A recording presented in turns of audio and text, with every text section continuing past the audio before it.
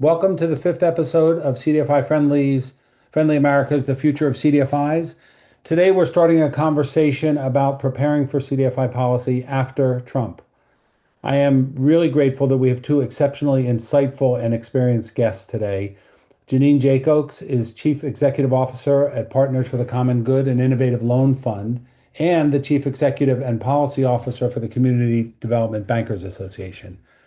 Jeannine was a key staff person on the Senate Banking Committee in the early 1990s as it shepherded the CDFI Act through Congress and was the very first employee of the CDFI fund in, I believe, 1995. Amir Kirkwood, our second guest, is the Chief Executive Officer of the Justice Climate Fund. He's a 20-year CDFI industry veteran. He brings the valuable perspectives of a bank investor in CDFIs, an industry consultant, leadership in CDFI banks, and chief investment officer at OFN. And he is widely respected now as a leader in the industry's green financing work. Bree Rose has, I think, posted full links to full bios in the chat if you want to learn more. Both Jeannine and Amir have been formative leaders over decades in CDFI practice and CDFI policy. And I am really grateful that they are joining us today to share their views and their ideas, and I'm sure you are too. We're going to start by framing our conversation today with a Zoom poll that Bree Rose will open. And the poll asks you to give us some responses. There we are. And we're asking you which statement most accurately expresses your view about CDFI public policy right now. And Jeannine and Amir, you can vote on this too. I fear for the future of the CDFI fund. I'm confident that the CDFI fund will survive the current challenges it faces. I'm not worried about the fund's long-term future, but I'm frustrated by all the uncertainty around it. I am excited about the future of the CDFI industry, particularly what it can become starting in 2029. And if you scroll down, all of the above or none of the above. So we're going to give this, let's see, how are we doing here? Let's give people a chance to respond and then we'll see where we are.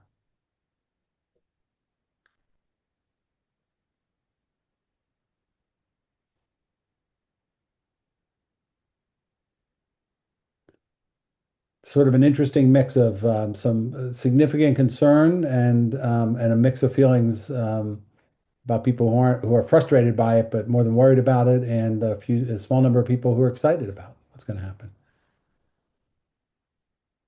Let's see. I want to capture everybody because it's too interesting when we do these kind of votes. So.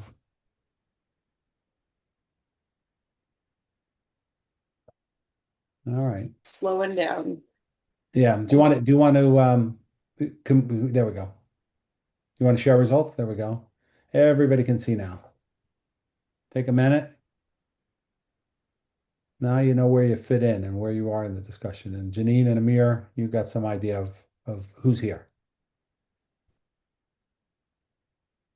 I would say that it is an open question whether right now is the most threatening time in the history of the CDFI fund, but it is certainly the most complicated and confusing period.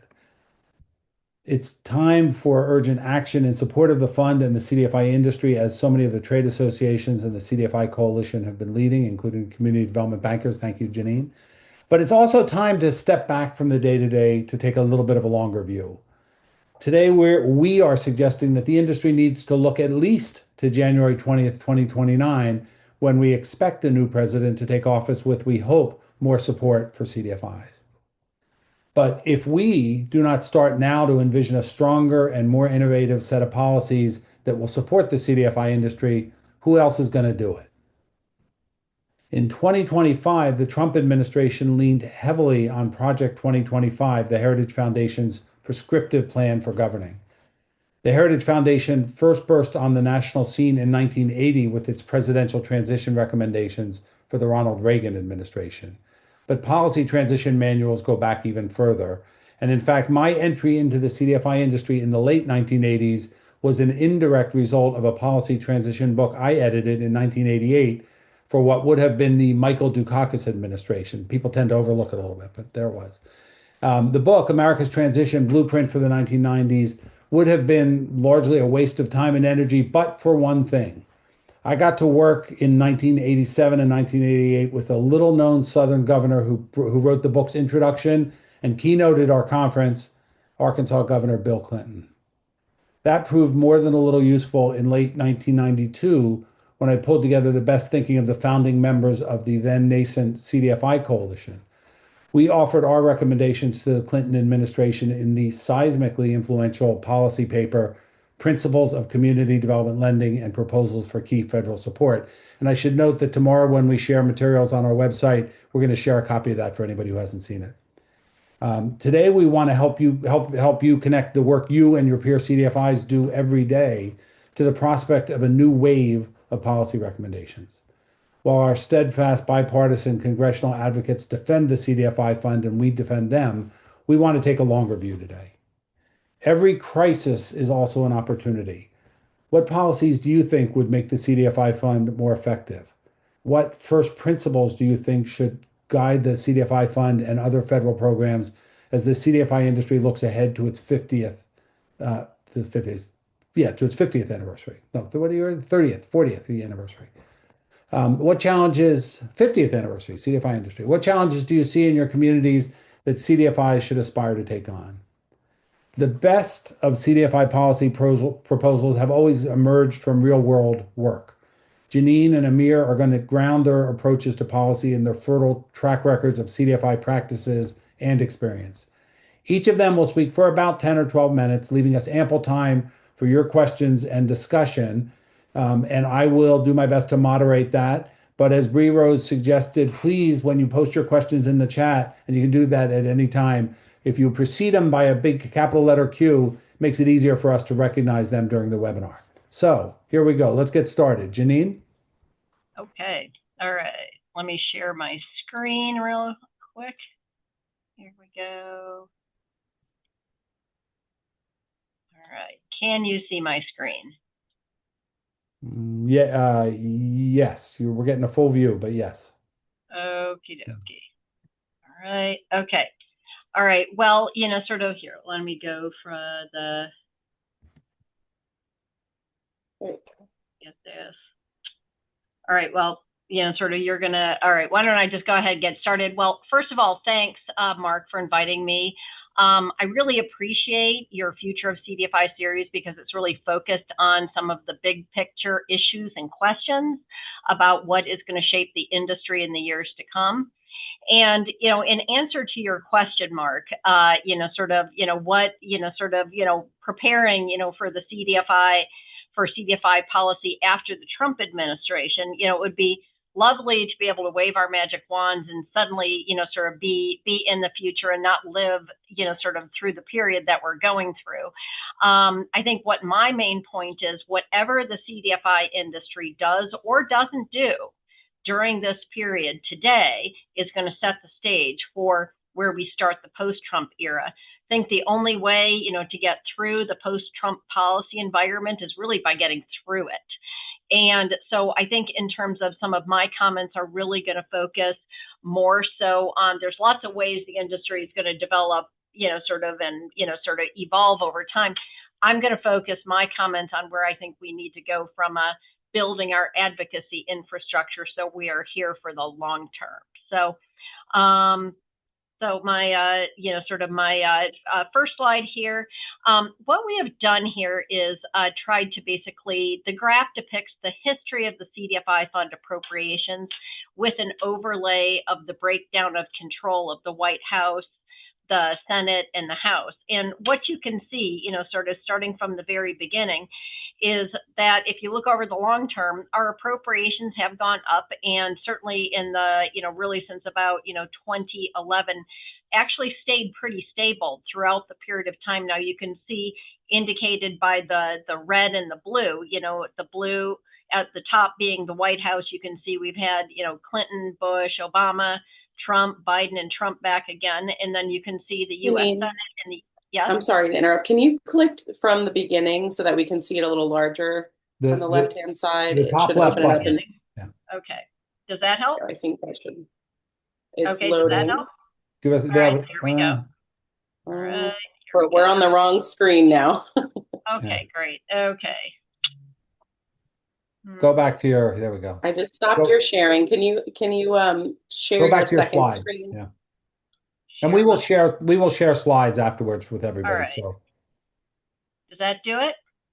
There you yes, go. All perfect. righty. Thank you. Okay. Sorry about that. All right. So as you can see, appropriations, and you can see where control was, sort of with respect, sort of to, sort of the White House, the Senate, and the House. You can see, despite the fact that we've had constant change, and that's probably the biggest point that comes through this, is that, sort of our political environment has been constantly changing during this period of time. We have stayed relatively constant. So not advancing. My slide is not advancing. If you use the arrows on your keyboard or click on the screen, it should go to the next one. Okay, there we go.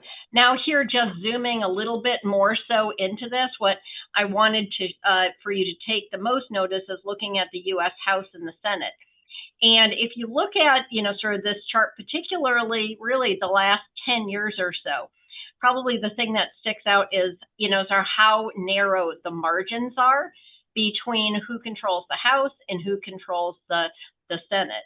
And as a result, sort of, I think the message that I think the industry really needs to walk away with is the fact I think we're going to be in this period of very divided, sort of, government, sort of where we may see these constant shifts, but, who's in control of either Chamber of Commerce or Congress or the White House is going to be, it's going to be very narrow. And I think we're going to be there, sort of for quite some time. So what that means is that we really need to focus on, sort of building the bipartisan support. Let's just say we fast forward and we get to the November elections and, maybe the Democrats, win the House, perhaps they win the Senate. Sort of doesn't mean we should stop cultivating, sort of bipartisan support. I actually think over the course of time, we're going to, sort of we should count on the fact that there's going to be this constant shift between which political party, controls where we are. So, all right, now, sort of this particular map, sort of there's a color coding to it, sort of in it, but basically what it shows, these are all the certified CDFIs in the country right now. And, CDFIs are physically located in and serve 92% of all the 435 voting congressional districts. The blue dots represent the CDFI bank branches. The sort of red/orange dots are the credit union, sort of headquarters and branches. The green triangles are the locations where the CDFI loan funds are. And they're a little harder to see, but there's some little black triangles that show where the venture capital funds are. But what this shows you is while each kind of CDFI type may have some concentrations, when you put the whole thing together, you can see that, sort of the CDFI industry as a whole really does touch a large portion, sort of Congress. When you put the congressional districts over this, you're going to find out that, sort of those places where CDFIs physically are, 50% are in Republican-held congressional districts, 49.5 are Democratically held. If you boil it down to, the location, 60% are in Republican districts. And, almost 55% sit in states where there's 2 Republican senators. Now, we also got 127 CDFIs that are in Puerto Rico, Guam, or, Washington, D.C. That may be a little bit harder to see, but, this is the reason that we have been able to build the bipartisan support that has enabled us to basically do so well, sort of during this current period of time. All right, from an advocacy, sort of strategy perspective on this particular slide, first, let me just sort of pause and, sort of make a comment on, I was looking at your poll results and there was a lot of anxiety about, where we may go. There are some people that are more optimistic. There are some people that are more pessimistic about where we're going to end up. But, sort of, I think the thing that everybody should really pat themselves on the back collectively is, in the context that we are in, CDFIs have actually done very well. And very well from the perspective of we haven't actually lost any ground. We have managed to maintain our bipartisan support despite some really strong headwinds that many Republicans are getting, sort of from the Trump administration. We have thus far, just even despite, efforts to zero out, we have managed to hold on to our appropriations, sort of not just for 2025, but into 2026, 2027. The House looks like the House repeated what they did last year. Sort of we're still waiting to see what the Senate's going to do, but most of the signals that them are, the outcomes may look very much like what we had last year. So, that is all positive. And so everybody on this, sort of call that, sort of reached out to their congressional office or their Senate office, making a phone call, sending an email, doing a site visit, doing a, sort of going to their offices and meeting with them. Every little bit of that is part of that collective success. And I think will be the part of the formula for success going forward. Now, from an advocacy strategy perspective, kind of the outcomes that we're all, sort of trying to achieve are certainly protecting our federal appropriations, protecting the CDFI fund employees, ensuring appropriations are obligated, and that's what our current fight is about. And then ensuring the programs are implemented in a manner that both support the CDFIs and also meet the needs of low-income communities. I think every advocacy challenge that we've had so far during this administration and will over the next 2.5 more years are going to fall into those buckets. Now, from an advocacy perspective, sort of the types of campaigns that we either have or will be engaging in, sort of on an annual cycle, because that's sort of the way that Congress works, is annual appropriations, rapid response for emergencies, political pressure campaigns to compel OMB to act. And that's, sort of where a lot of our effort has been focused. The other thing is I say we've got to prepare for the midterm pivot. The midterm pivot always happens. And, sort of most of the time, sort of let's just say, we don't know the outcome of the election, which is 5 months out, but typically, sort of the president's, sort of party loses seats in the House, sort of during, sort of the midterm. And again, we don't know what the outcome is going to be, but, sort of if history repeats itself, it means that the White House will have less of an opportunity for a legislative agenda. So they're going to pivot, and they're going to pivot to focusing on what can they do administratively. So I think that's going to be sort of the next ground, sort of that we really have to focus on, is really preparing for, we've seen some executive orders, we may see more, sort of looking at, sort of they may decide to change regulations, maybe it's CDFI certification requirements, it might be compliance or, investigations, as we've heard more recently. And then really kind of the bigger long-term, sort of type of, campaign that we've been trying to pivot to, although it's been difficult until there is a changeover, is reasserting CDFIs as a solution to national challenges. Might be the affordability challenge. Maybe it's about job creation. Maybe it's about creating rural opportunity. Maybe it's about the affordable housing crisis. All of these things where CDFIs have always been part of the conversation, sort of as a national strategy. We're, as an industry, that's where we need to pivot over the long term and, sort of post midterm. Sort of in terms of some of our strategy building blocks, and I'll say, we've done well, and we've done well in the last 1.5 years, but it's also turned up places that we could do better.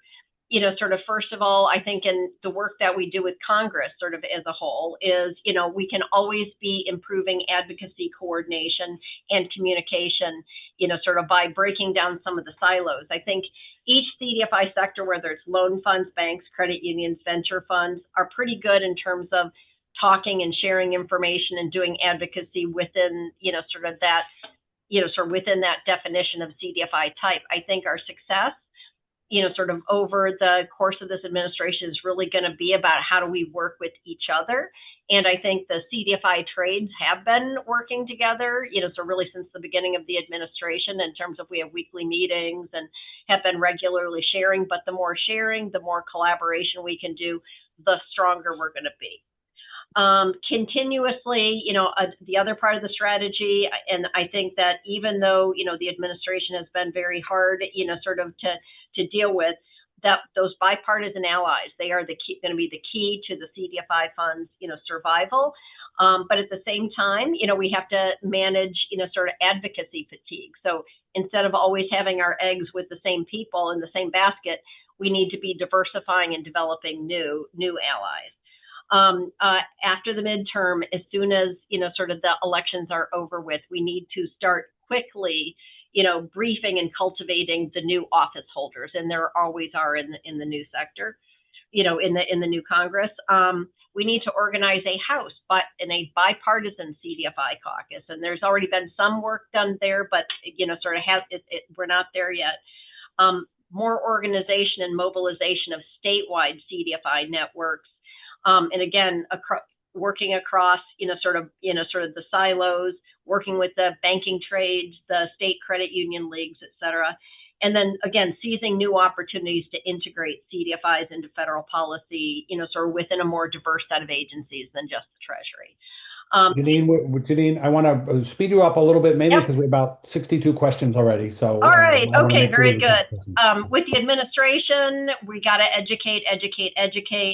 And that also means, anticipating areas of vulnerability and having messaging strategies ready.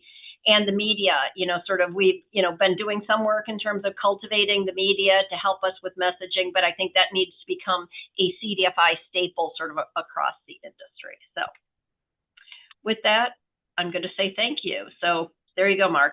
Thank you, Jeannine. That was terrific. And you might want to scroll through the questions. You'll see a whole bunch of them as Amir is starting to talk. So we can take that. There we go. Thank you, Jeannine. That was terrific. Amir, you're on. Great. Thanks, Mark and Bree, for the opportunity. And thank you, Jeannine, for a really thoughtful overview on the policy landscape. As Mark and Bree mentioned earlier, my name is Amir Kirkwood, the CEO of the Justice Climate Fund. Really an honor to be here. And as I kind of scroll through each of the screen, it's really nice to see so many friends and colleagues from over the years on today's call. So really happy to be here. My focus today is on considerations as operators. What you'll kind of hear is that some of it does relate to the realities of what has happened on the federal policy front to CDFIs over the last 18 months or so. But a lot of it has to do with just changes that would be necessary because of the policy changes, but also agnostic to the policy changes too. And again, it's all in a sense designed to make sure that we're not only addressing change we need to look to in the future, but changes we can address today as well. There are three things that really strike me as key factors that are affecting CDFIs as operators and as investors. The first is rebalancing our capital stack. The second is ensuring we meet our ability to meet mission. And then the third is the lending infrastructure. So I'll talk a little bit about all three. When we were formed at JCF, we were designed to address all three of these points. And for us, it was about bringing new sources of federal funding into the field, expanding CDFI's capacity to accelerate or incorporate more clean energy lending in CDFI portfolios, and then incorporating new structures and financing tools such as loan loss reserves or equity, rate buy downs, all sorts of things. So the policy landscape obviously had a huge impact on that. And many CDFIs expected to benefit from that policy landscape largely coming through the IRA, but also growth and advancement through the CDFI fund as well. So we had to address several quick things. There was the loss or pause in capital availability from multiple fronts. We know that was not just federal, but some of the policy impacts also impacted the choices and behaviors of philanthropies and banks as well, many of whom began to pause long-term commitments and were reluctant at advancing new ones with policy and sort of political uncertainty around them. CDFIs had identified ways to address longstanding mission and equity requirements while navigating a new set of requirements. Many of you saw this in how you had to address the language in your applications and so many other areas. The resulting change in both the capital availability and the interpretation of mission also led to a need to rethink our infrastructure tools, things like capital markets, credit enhancements, and then increasingly something we're seeing in artificial intelligence. And they're all becoming so much more relevant to the work that we do. So, from my perspective as a longtime professional in the field and as a current manager of an organization supporting the work of CDFIs, there are a number of areas and issues I think we should consider as we move forward, both in context of the current administration and beyond. First is sort of assessing the gap in infrastructure of lending and investment. I think too often we hear that the sky is falling, that a change in policy leads to a change in capital, its impact on retained earnings, which means we should all be considering M&A or asset sales or other sort of existential approaches to our business. While it may be the reality for some CDFIs that these things are necessary, what's probably more universal is to all of us is the gap in infrastructure of operations and financing that we've neglected to address. Some things I'd point to include the ability to do shared services and systems. I think there's an opportunity for multiple CDFIs to partner on utilization of third-party systems that will help manage the cost of being a CDFI, such as underwriting, loan servicing, and impact measurement. I see this often sitting in the seat as Justice Climate Fund, where we have a network of over 400 CDFI banks and loan funds, and duplicity, not an intentional thing, but it just exists. And, it's a thing that clearly we see an opportunity to address. The second thing is collaborative financing, where there are aligned underwriting standards. CDFIs have increasingly the ability to consider engaging in pool financing, syndications, and loan participations. Now, I know that some of this would come at a cost of lower retained earnings for some organizations, but it also could potentially come at the trade-off of larger deal sizes, which could recover some revenue. But more importantly, there are opportunities for better asset liability management. And in a world where capital sources become more scarce or challenging to capture, having liquidity on your balance sheet, the ability to remain mobile, is as important as the earnings you would get on any individual transaction. The third thing is continuing to advance the work in non-traditional areas. For me, it's very clear it's renewable energies, and but also things such as infrastructure finance. While federal resources such as the GGRF have been paused or terminated, we're all aware that there are state, local, and private capital that remains committed to this work because the economic benefits are tangible at the community level. Justice Climate Fund itself, we currently monitor and help to finance a pipeline of 822 CDFI loans in the clean energy area that, in spite of the changes in law, have not gone away because of their community relevance. So again, there's still this opportunity to move forward with financing in non-traditional areas. I think incorporating these areas of finance also enables CDFIs to have a local policy voice on issues that affect local affordability. Think about, and I've seen CDFIs working on these issues today, such as how can a CDFI help to finance a data center or have an ownership interest in a data center? How do they address issues of clean air and clean water?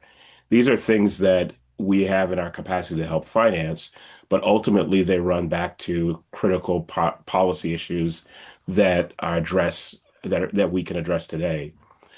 And then finally, mission alignment through new data sources and AI tools. We all heard the term skating to the puck before. And in many ways, when we look to a future administration, we're trying to anticipate how we can influence policy based on what we're learning today are the trends that will affect the communities where we'll work. We're also doing this in a world where information moves quickly and the opportunity for bias and misperception of risk can sharply impact the value of what we invest and our ability to invest.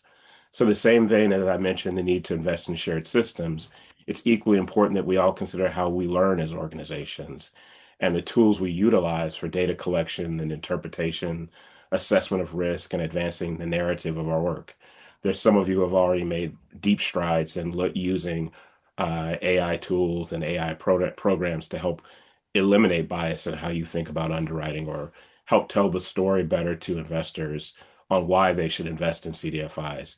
Continuing to do that work is absolutely critical to us being able to not only, again, continue doing the work we're doing today, but influence the policy decisions in the future.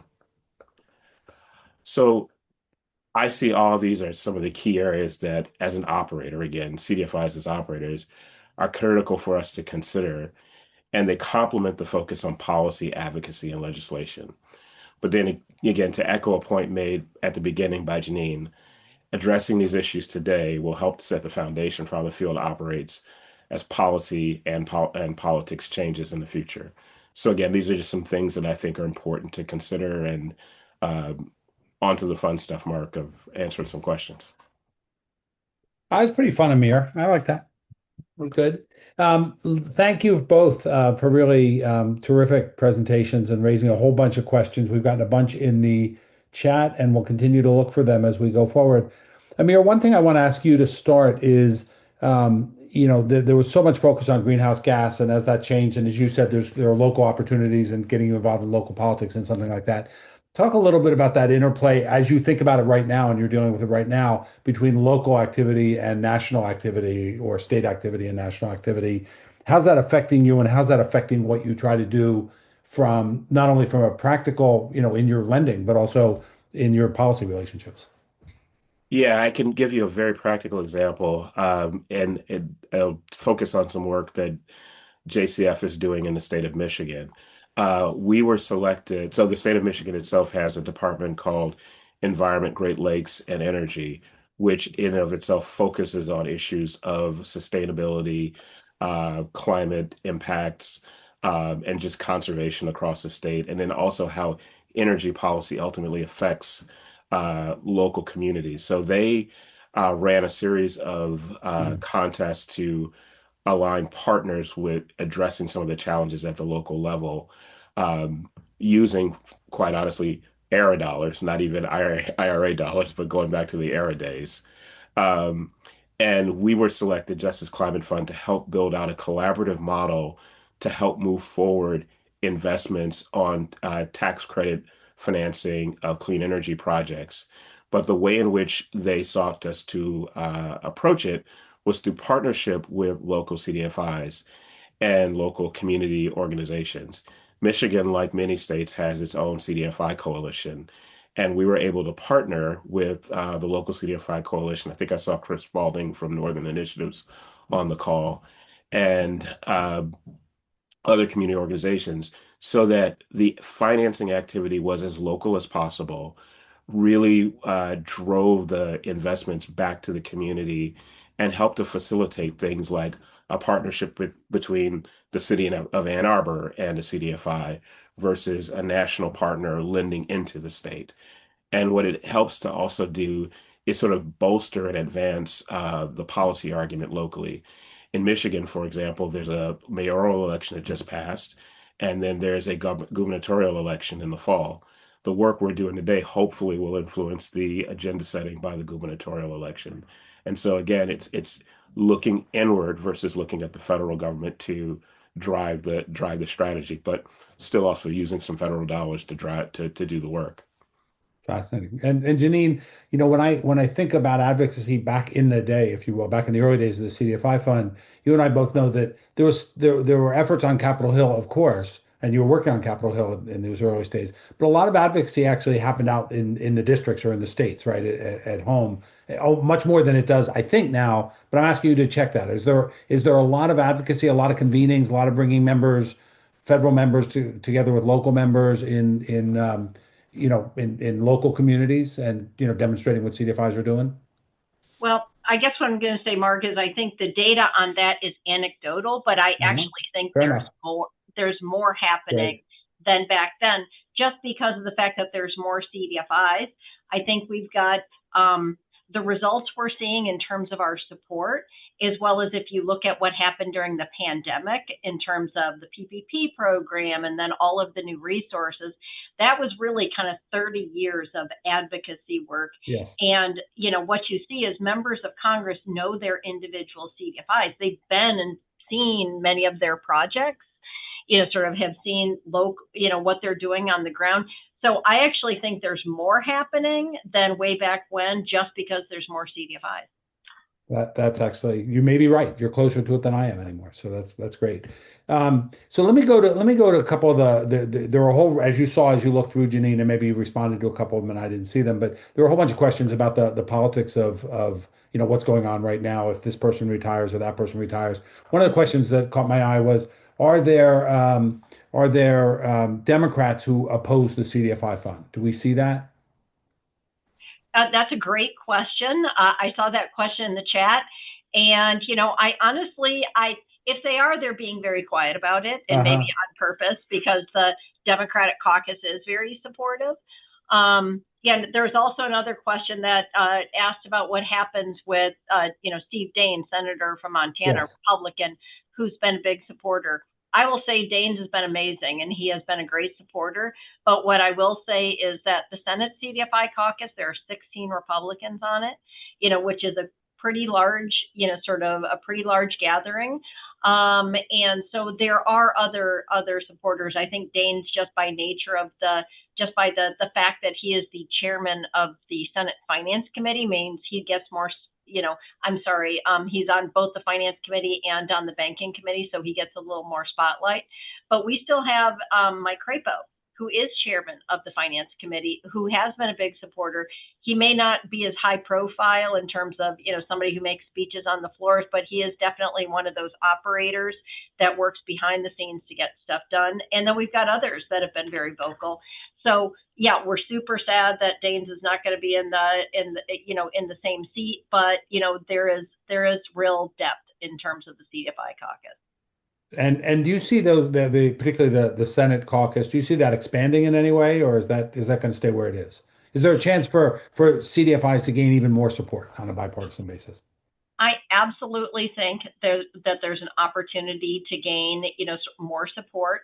But every election cycle, I mean, we had two new, senators that ended up joining after the elections. I'll say Senator Justice, senator from West Virginia, advocates were able to get to him very, very early. And, in his first couple months being in the Senate, he joined the caucus, sort of. So that's why, sort of when the election happens, when the midterm happens, and we see who gets elected, and so we need to be very early in terms of outreach, sort of to get them on board, sort of with the help of their local CDFIs, because that's who has the most influence with them. And is that an organized effort? I mean, is that something that you're doing? Is that something other trade groups are doing? Amir, are you doing that? Are you trying to look out at, folks who may be coming to Congress and as you look ahead to the midterms and figuring out where your allies are on a bipartisan basis? But I'm asking both of you that question. So Yeah, I'm happy to answer from our perspective. Yes, we feel that we have a really unique role to play because it's very clear that energy policy is a dominant element of what is the narrative today. It's not going to change. While there may be resistance to discussing things like climate change and green energy, the reality still remains. You can look at your energy bill and see the difference. You can still see the difference both, behind the meter, in front of the meter, what are the costs that are happening? You can go to a gas tank. And so I think it's very important that we make these very practical things real and help folks understand on the Hill that a CDFI that's focused on affordable housing is also focused on energy efficiency and energy improvements. And just going into a community and nothing special done other than just revitalizing housing often creates energy savings. So we want to make sure that it's a very practical thing, a thing that we understand well, runs back to the benefit of the CDFIs, but in a way that can be explained that's very tangible to them without it constantly seeming like there's a confrontational issue at hand. yeah, and Jeannine, I'll come back to you in one second. But Amir, how are you? I mean, are you doing that on sort of private advocacy meetings, or are you doing that in sort of a more public way, op-eds, letters to the editor, that Yeah, kind of thing? at this stage, it's more private advocacy than Mhm. anything. It's doesn't, but as everyone knows, we're still caught in various forms of litigation. So it's not a world where we want to be overly confrontational, but Mhm. we think that there's enough practical stories there that can be told that make the point. Yeah, without being confrontational, affordability is the thing right now, right? It's what everybody's talking about, and everybody's talking about it in energy more than anywhere else. But Jeannine, I've been looking for CDFI's messaging around affordability as a way to demonstrate their value. Am I wrong about that? Is that seems to me like there's some potential there. What do you think? I totally agree with you, Mark. The CDFIs as a group have done some advocacy in terms of sending letters, sort of messaging type of letters, to the White House, the National Economic Council in particular, to try to insert CDFIs as part of, sort of the solution as CDFIs have always been. We've certainly worked with individual offices to try to insert ourselves. Certainly during the housing bill, the CDFI industry, sort of took multiple, we had multiple attempts where we tried to get the CDFIs, sort of into that conversation. We weren't successful, but that's the way advocacy works. You have to keep looking for the opportunities, and if you don't succeed with the first bill, you go to the second, the third, the fourth, and Yeah, then eventually you will be. yeah, yeah. I think that's right. Go ahead, Amir. You're going to say add to that? No, and I was just going to say an additional thing that's really important, and everybody who's a CDFI knows this, is your ability to mobilize private capital in this current market matters a great deal to influencing policy. We have made a point of letting it be known every time we bring a new family office to the market or we bring a new institutional investor to support the work we're doing, because that signals something that is critically important to an administration that cares about private capital's engagement, is that CDFIs are the group that balances public and private investment the best.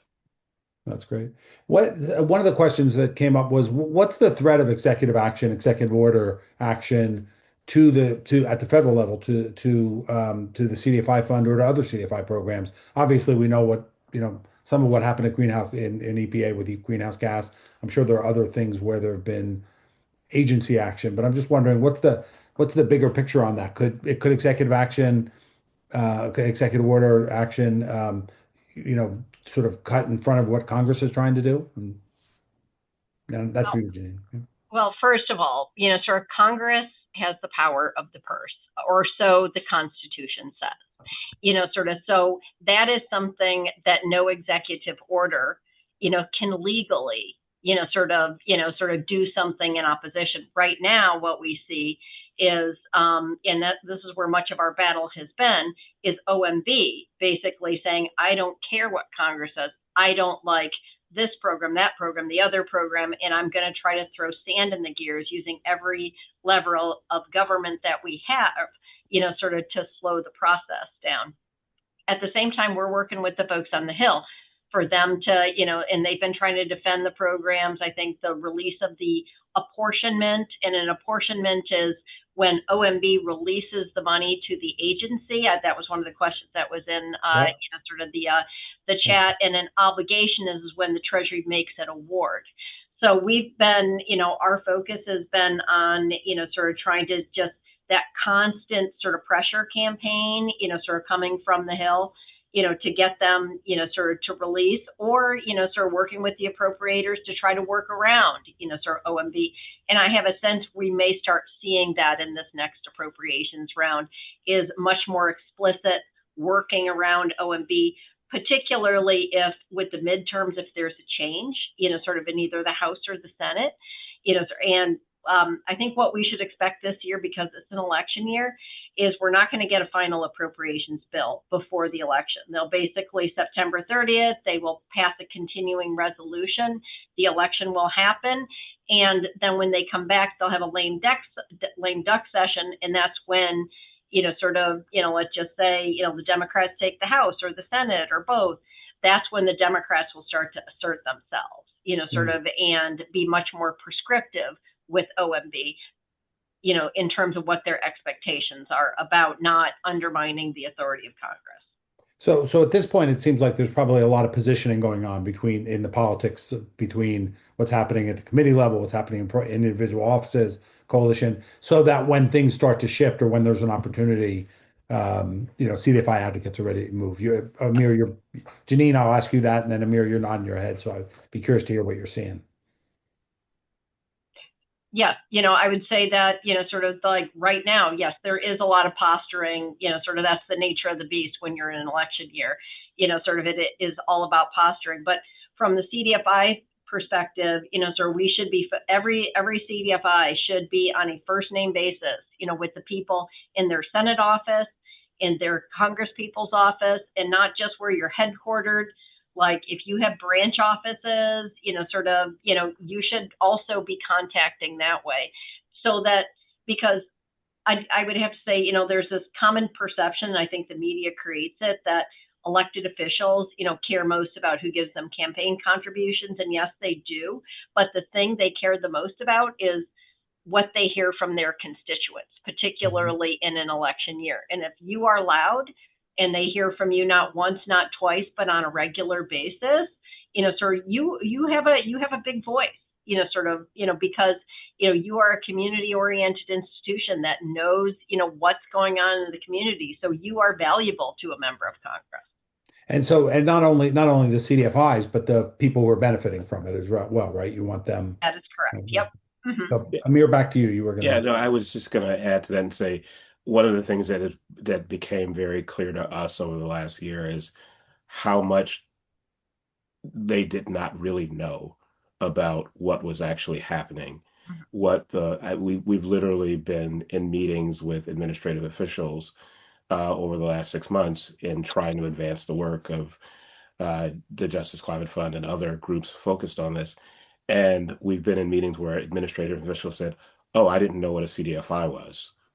And I'm looking at it like I'm kind of a secondary or third source you should have learned about CDFIs from, but they just didn't know. And so the sort of, as Jeannine mentioned, the advocacy efforts from last fall going into this year have really exposed a lot more people who were predisposed to support dissolution of the fund and ending a lot of programs, uh, exactly what was happening, that this is not the woke efforts that they thought it was.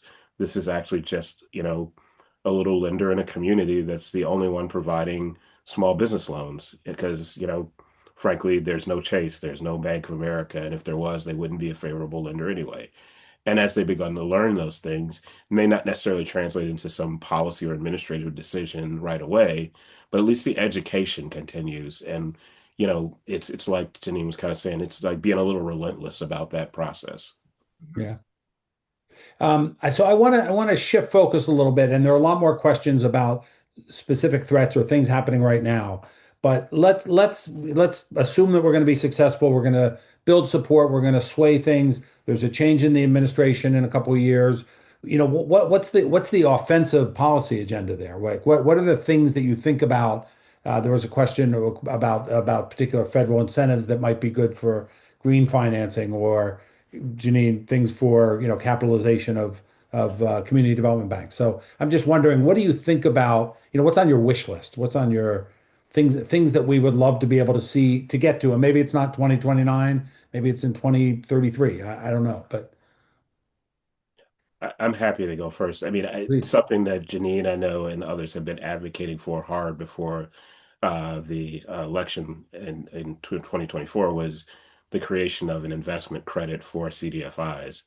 I think it's an absolutely critical thing that right out the gate, if there is a favorable policy environment for it, we continue to advocate for it because it'll help to standardize in the view of a lot of investors how to look at the work we do and provide a much easier path for them to invest in the work we do than currently exists. If you're a what do they call the middle class millionaire right now, uh, how do you invest in a CDFI? And you may already know the CDFI in your community, but the pathway to investing is so far afield for you that you don't know. This policy, this legal change would actually advance that. So I think to me that's one of the most critical things. And is that you mean when you say credit, you mean a tax credit? Yeah, yeah, Yeah. there was an investment tax credit. Yeah, Yes. yeah. Investment. There's the CDFI investment tax credit, which, sort of as a proposal that was introduced a couple Congresses ago, was not introduced this year because we had too many other fights to, Senator Warner was the was the original sponsor of it. There's also the Scaling Community Lenders Act, which is focused on supporting vehicles that can help with CDFI liquidity. That is another thing. I wholeheartedly agree with Amir. Getting an investment tax credit for the investors really then does legitimize, the industry. So I would say, on my wish list, I'd say, continued and good level funding for the CDFI fund, the CDFI fund investment tax credit, the Scaling Community Lenders Act. But I think we also, the CDFIs need to look not just, at the Treasury Department. I think we should be looking beyond the Treasury Department and trying to embed CDFIs in policy. Maybe it's at HUD, maybe it's at the SBA, maybe it's at the USDA, and all of these different places, plus at the state level. The state is really important because those are additional sort of resources, and there are some states that have been able to cultivate resources. But the other thing to remember about, those state senators, those state representatives, today, those are, in a decade or two, those are the ones that are going to be your U.S. senators, and your U.S. House members and your governors. And so, having both a federal and a state focus, across the industry, I think is really important for the future of the industry. Well, that's great. One of the things, Jeannine, one of your first slides you put up was showed the margins, the slim margin, partisan margins in Congress, right? I mean that they've gotten very close. It seems like that's a good thing for CDFIs, right? I mean, in some ways, as you're looking for a middle ground. I just wonder about your thoughts on that. Because of gerrymandering and all the things that could happen. I just wonder if that makes a difference in your mind. Well, I think the main message is that, CDFIs have to be very deliberate about cultivating friends on both sides of the aisle, always, regardless of who's in office at any one point in time, so that when we get to places where, you've got, challenges like we are right now, you already have friendships. You've already built relationships with those members that understand who you are. And I think the CDFI industry has done that very well.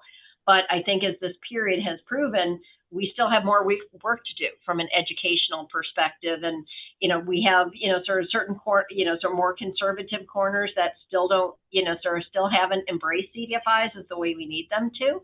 But, we certainly support many of the priorities, be it, small business and home ownership and, things that, those entities should be supportive of, because we're helping, individual families sort of build wealth and create economic opportunities. You're talking about sort of the political long game, right? I mean, you're talking That's about correct. just looking at generations of leadership and generations of policy, Correct. and that sort of thing. The We had a lot of actually, I'm going to skip on that for a second. One of the questions that came up was, if paraphrasing, was about how is this administration doing things like different than other administrations have done, right? In some ways. And I'm just wondering if you have any comparison. I mean, this administration has been going at it from many fronts, I think, but I just wonder for both of you if you have a sense of what's different about this administration that makes it both unique but also unlikely to recur, I would think. I would say, certainly, at OMB, certainly really, not willing to follow the law, that's a thing, because there's certainly a lot of precedent, with appropriations law in terms of what the difference is between the role of Congress versus the role of OMB. And I think that's been a particularly, challenging thing to deal with. Will it reoccur? I have no idea. I certainly hope not. I think, it's been, disheartening, to see, some of the, some of the rolling back of things like CRA. We thought we were going to make a big advancement in terms of CRA implementation, and then that got rescinded. We're seeing rollbacks on, things like fair lending and HMDA and things like that. So that is very disheartening because, I think what CDFIs want is they want, basically all sort of all people to have fair access, sort of to the financial system. And some of those, rollbacks really hurt, sort of the ability of many people to be able to access the financial system. Thank you. Amir, I want to give you a last word because I've run us out of time. We've had a great conversation, but we're running tight here. Well, if I have the last word, thank you, Jeannine. Thank you, Mark. Thank you, Bree. Thank you. And to everyone in the audience, I think following Jeannine's advice, advocate, advocate, advocate, get to know your congressman, your congressperson, your senator, your governor, your state rep, your state assembly person. Have a common story to tell them about the work and projects and successes and impacts you're doing. Thank you. And one thing that I want to pick up on, the pre-rose just posted in the chat, is that our advocacy map has a lot of information that we're trying to make easier and easier for people to use to talk about not only where CDFIs are located, but where their actual transaction level reporting data show they're actually lending. Because Jeannine, in our data from 2005 to 2023, we actually found that almost two-thirds of the funding historically has gone into places that are red places as opposed to blue places. So there's a tremendous amount of data to back things up. We are going to lose everybody. We're going to lose you too, unfortunately. Thank you both so much for coming on, sharing your view and your views and your visions. Thank you to everybody for being here. I think that everybody's ready for a renewed CDFI advocacy effort, and I think hopefully we've helped that a little bit today. And hopefully our trade bankers and community development bankers and other trade groups will continue to sort of lead the way. So